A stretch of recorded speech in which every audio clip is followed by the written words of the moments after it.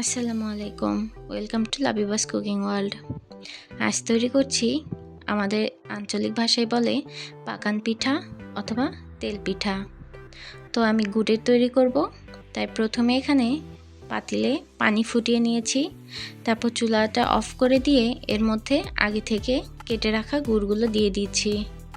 এরপর নেড়েচেড়ে এই গুড়টা ভালো করে পানির সঙ্গে মিশিয়ে নিতে হবে। গুড়টা গলে গেলে এই পর্যায়ে পানিটাও কিছুটা ঠান্ডা হয়ে আসবে।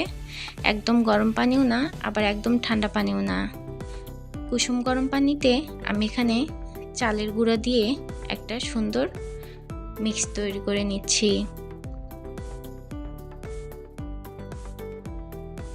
মিক্সটা খুব বেশি ঘন হবে না, আবার একদম পাতলা করা যাবে না। আপনি ভিডিওতে ভালো করে দেখলে বুঝতে পারবেন আমি এই মিক্সচারটা ঠিক কিভাবে তৈরি করে নিয়েছি।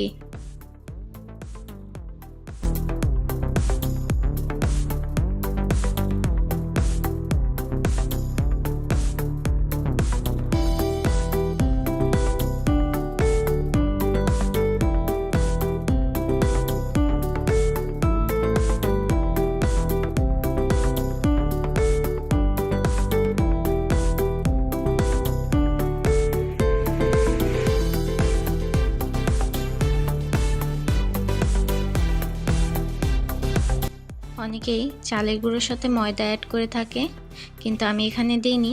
আমি শুধু চালের আটা দিয়েই এই পিঠাটা তৈরি করছি। শুধু চালের আটা দিলে ক্রিস্পিনেসটা একটু বেশি থাকে পিঠাতে, আর ময়দা দিলে একটু সফট হয়ে যায় পিঠা।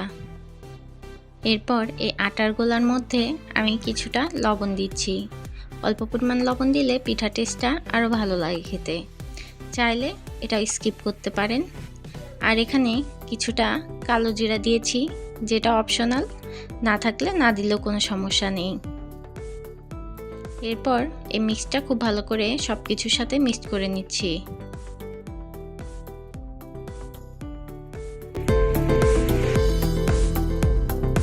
আমাদের আটার গোলাটা রেডি হয়ে গেলে কড়াইয়ে পর্যাপ্ত পরিমাণ তেল দিয়ে তেলটা ভালো করে গরম হয়ে আসলে এতে আমরা অল্প অল্প করে চামচের সাহায্যে পিঠাগুলো ভেজে নেব। ভিডিওতে দেখলে বুঝতে পারবেন আমার পিঠাটা কতটা পারফেক্ট হয়েছে আর ফুলকো হয়েছে। রেসিপিটা যদি পুরোটা ফলো করেন তাহলে আশা করছি আপনাদের পিঠাও এমন পারফেক্ট ও ফুলকো হবে।